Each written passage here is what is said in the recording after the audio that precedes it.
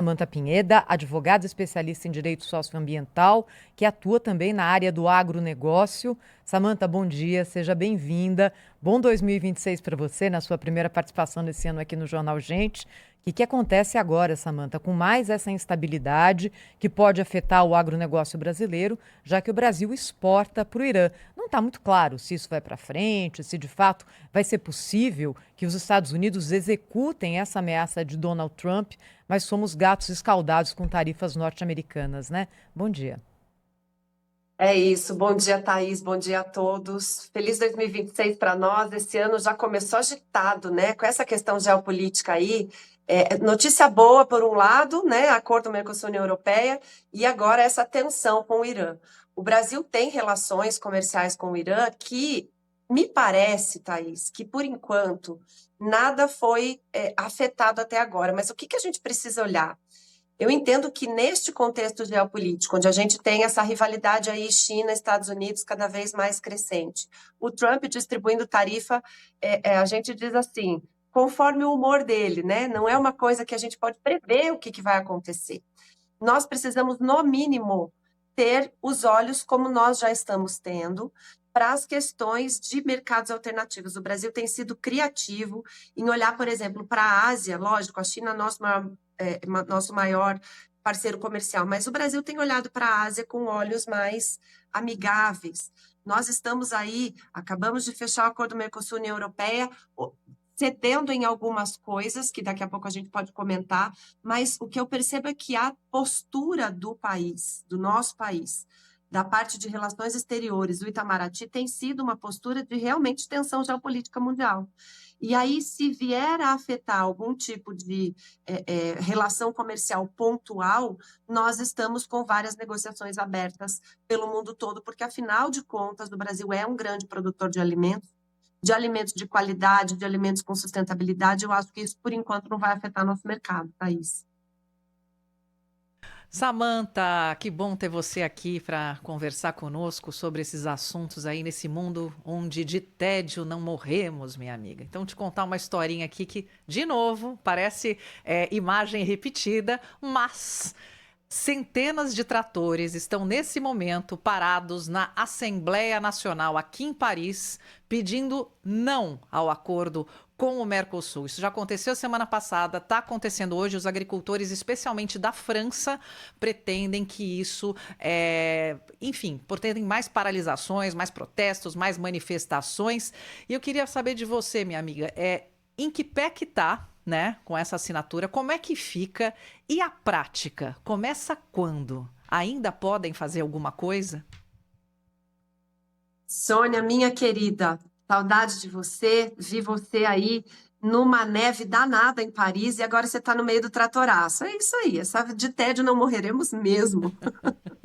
Mas vamos lá, a França, e vou colocar aqui a Polônia, a Hungria, são países, a Irlanda, a Áustria, que não foram favoráveis à assinatura do acordo Mercosul-União Europeia.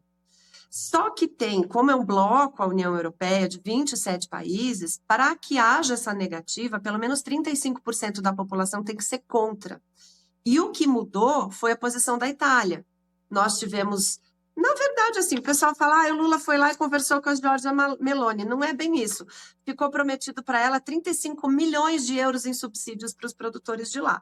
E aí ela cedeu, e aí, com a virada da Itália, nós conseguimos essa porcentagem necessária para aprovação.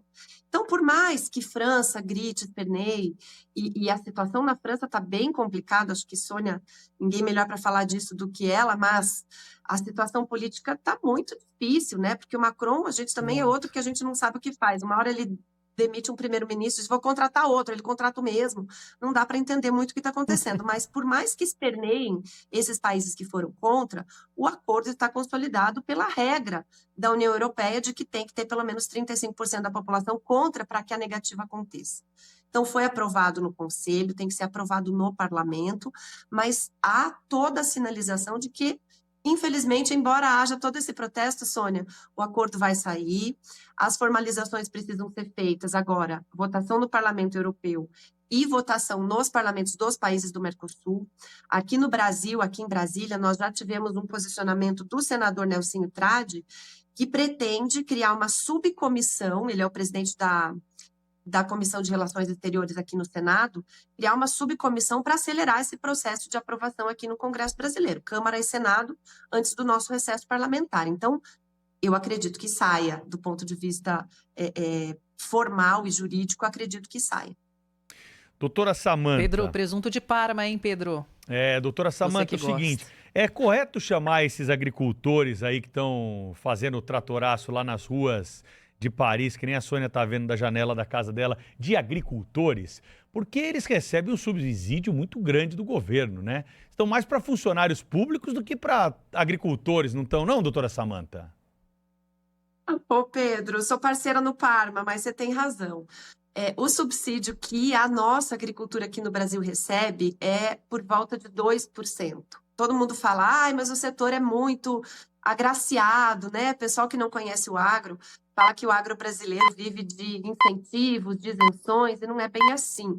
Quando a gente olha todo o sistema, né? O pessoal olha só a porteira para dentro, mas o agro é um sistema, ele compra semente, ele compra máquina, ele compra o insumo, aí ele planta, mas aí dali tem que sair, tem que ter logística, tem que ter armazenagem e a própria agroindústria. Quando a gente olha esse sistema, o agro brasileiro é subsidiado em aproximadamente 2%, enquanto a média mundial é pelo menos 10%. Tem país aí da Europa que chega a 40%, mas enfim, é diferente a visão. E acho, Pedro, que este também é o medo. Já imaginou? Você é um cara que trabalha e diz assim, com 2% de ajuda do governo, eu sou o maior exportador de carne, eu sou o maior exportador de grãos, o maior exportador de suco de laranja, eu consigo fazer 3 safras em um ano. Isso também vai refletir nos agrotóxicos que a Europa quer que tire, né, por conta de ser proibido aqui ou lá. Eu consigo fazer 3 safras em um ano, e o cara lá tem 10%, 15% de subsídio e não consegue a produção que eu consigo. Então, de fato, a gente entende a preocupação, mas eu acho que, de fato, isso vai se acomodar, porque não tem jeito, né? Vão ter que aceitar de uma forma ou de outra. Mas, sim, é muito mais fácil produzir na Europa com o subsídio que eles têm do que aqui no Brasil com o custo de produção e a falta de apoio, né, do ponto de vista fiscal, do ponto de vista tributário, vai piorar com a reforma tributária. Cada vez mais caro produzir aqui e a gente segue produzindo.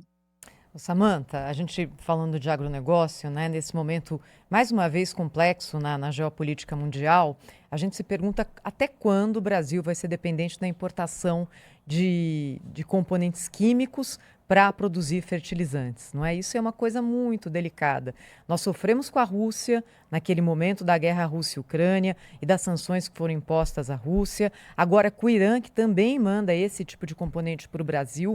Quando é que a gente vai conseguir resolver essa história, Samantha? Ô, Thaís, eu costumo dizer que o desconforto, ele é a mola para a oportunidade. Porque quando nós tivemos o problema da guerra com a Rússia e da Ucrânia, na ocasião era a ministra Tereza Cristina, a ministra da Agricultura, ela foi ao Canadá, ela foi ao Irã e ela conseguiu outros corredores e nós não tivemos baixa, subiu o preço, mas a gente não teve escassez de fertilizante aqui. Nós usamos o tal do NPK, né, que é um misto aí para toda a nossa agricultura brasileira, e o potássio era uma grande preocupação na época. Conseguimos. E, de novo, nós temos uma crise que pode colocar aí em risco a nossa base, que é o NPK. Isso só diz para nós, aqui do Brasil, que nós precisamos tomar providências. Nós temos a maior mina de potássio lá em Altazes, na Amazônia, que demorou 6 anos para conseguir um licenciamento de exploração, e assim que o conseguiu, o Ministério Público entrou com uma ação e bloqueou de novo, fez com que fechasse a exploração de potássio na Amazônia.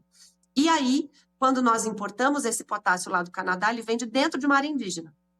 Então, é uma hipocrisia ambiental que nós vivemos, que a gente precisa olhar para isso com um pouco mais de seriedade, diante, inclusive, deste nosso contexto geopolítico. Quando a gente olhou para a União Europeia e explicou que falavam que havia desmatamento, que o Macron chegou a dizer que nunca um francês tomaria um chá tranquilo sem pensar se isso tinha tido algum tipo de reflexo no povos originários aqui do Brasil. Por favor, você acha que um francês está tomando chá na Champs-Élysées está preocupado com os povos originários do Brasil? A gente tem 14% de áreas indígenas.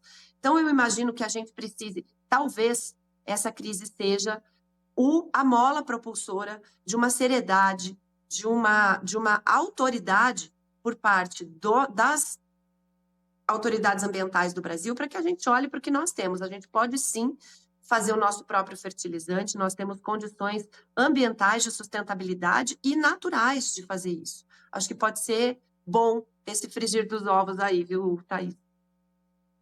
Samantha Pineda, advogada especializada aí nessas questões ligadas ao direito ambiental, conosco mais uma vez aqui no Jornal Gente. Doutora Samantha, muito obrigado e até uma próxima oportunidade.